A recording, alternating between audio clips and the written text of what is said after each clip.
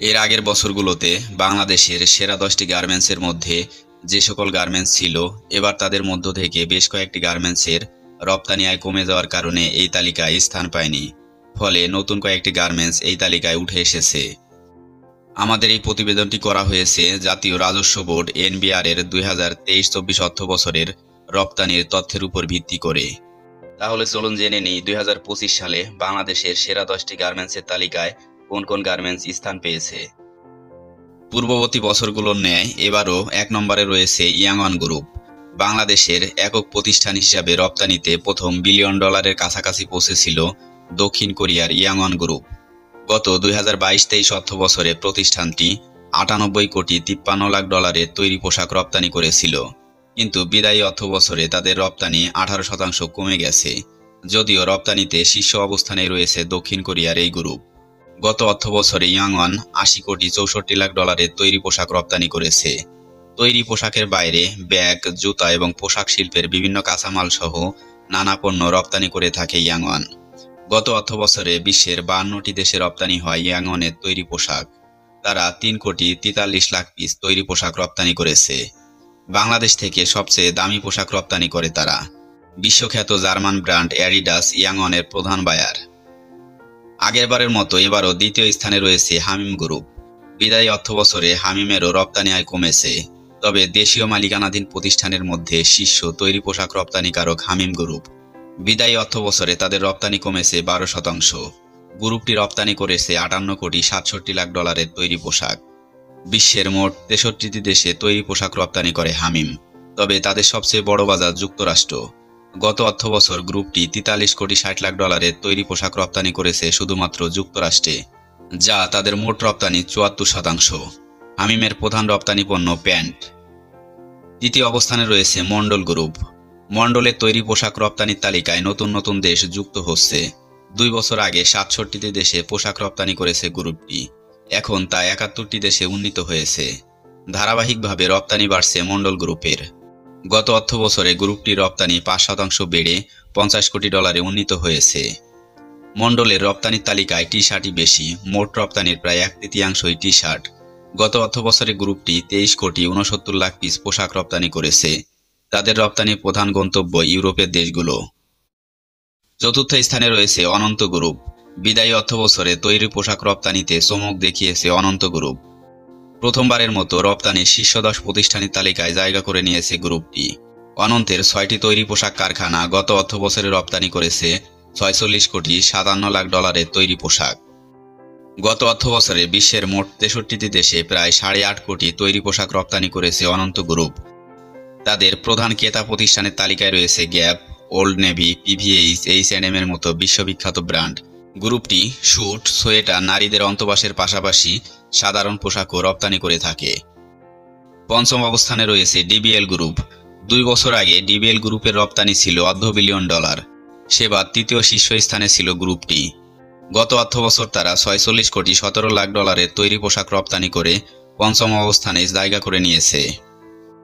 Europe, America থেকে শুরু করে এশিয়া, মধ্যপ্রাচ্য এবং আফ্রিকার 58টি দেশে পোশাক রপ্তানি করেছে গ্রুপটি। গত অর্থ বছরে $18,69,00,000 পিস পোশাক রপ্তানি করেছে গ্রুপটি।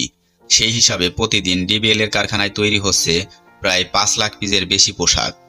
ডিবিএল এর বড় 2 ক্রেতা C&A এবং H&M।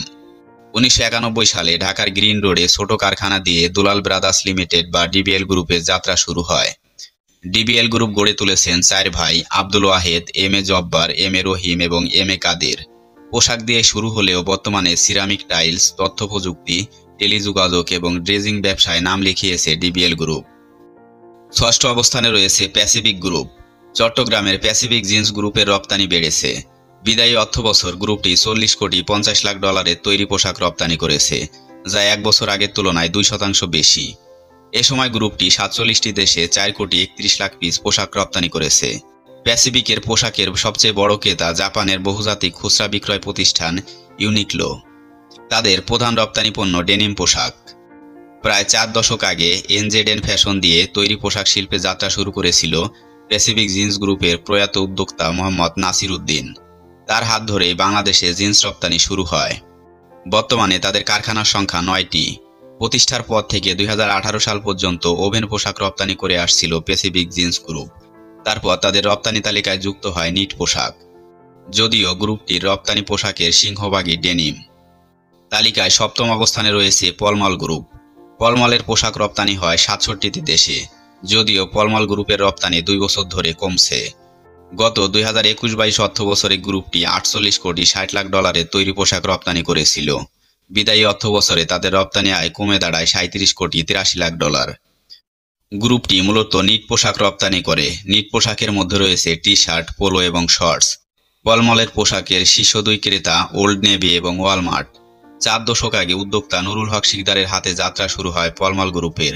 বর্তমানে তার ছেলে নাফিস শিকদার গ্রুপের ব্যবস্থাপনা পরিচালক। অষ্টম অবস্থানে রয়েছে স্ট্যান্ডার্ড গ্রুপ। 2 বছর আগে 48 কোটি ডলারের পোশাক রপ্তানি করে পঞ্চম শীর্ষ অবস্থানে ছিল স্ট্যান্ডার্ড গ্রুপ। তবে 2 বছর ধরে তাদের রপ্তানি কমছে। গত অর্থ বছরে গ্রুপটি রপ্তানি করেছে 36 কোটি 28 লাখ ডলারের পোশাক। স্ট্যান্ডার্ড গ্রুপ মূলত ওভেন পোশাক তৈরি করে থাকে। গত অর্থ বছরে 32টি দেশে 5.25 কোটি লাখ পিস তৈরি পোশাক রপ্তানি করেছে গ্রুপটি। তাদের পোশাকের প্রধান ক্রেতার তালিকায় রয়েছে গ্যাপ এবং আমেরিকান ঈগল। 4 দশক আগে 2 প্রকৌশলী বন্ধু মোশাররফ হোসেন এবং আতিকুর রহমানের হাত ধরে পোশাক খাতে স্ট্যান্ডার্ড গ্রুপে যাত্রা শুরু হয়েছিল। এখন দ্বিতীয় প্রজন্ম যুক্ত হয়েছে গ্রুপটির নেতৃত্বে। নবম স্থানে রয়েছে বেক্সিমকো গ্রুপ। বেক্সিমকো গ্রুপের রপ্তানি গত 3 বছরের মধ্যে সবচেয়ে কম ছিল গত অর্থ বছরে। গ্রুপটি গত অর্থ বছর রপ্তানি করেছে 31 কোটি 49 লাখ ডলারের পোশাক।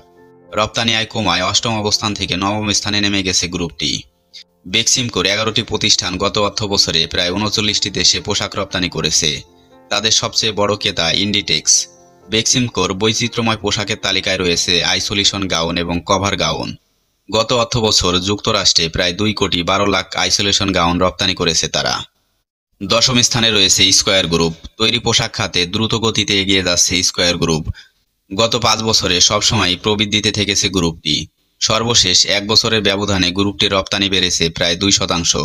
গত অর্থ বছরে গ্রুপটি রপ্তানি করেছে 30 কোটি 56 লাখ ডলারের তৈরি পোশাক। এর ফলে শীর্ষ 10-এ জায়গা করে নিয়েছে দেশের শীর্ষস্থানীয় এই শিল্পগোষ্ঠী। 1958 সালে 4 বন্ধুর হাত ধরে স্কয়ার গ্রুপের যাত্রা শুরু হয়, যার মূল কাণ্ডারি ছিলেন স্যামসন এইচ চৌধুরী। তার প্রয়াণের পর সন্তানেরা এগিয়ে নিয়ে যাচ্ছেন দেশের অন্যতম পুরনো এই শিল্প প্রতিষ্ঠানকে। যুক্ত হয়েছেন তার নাতি নাতনিরাও।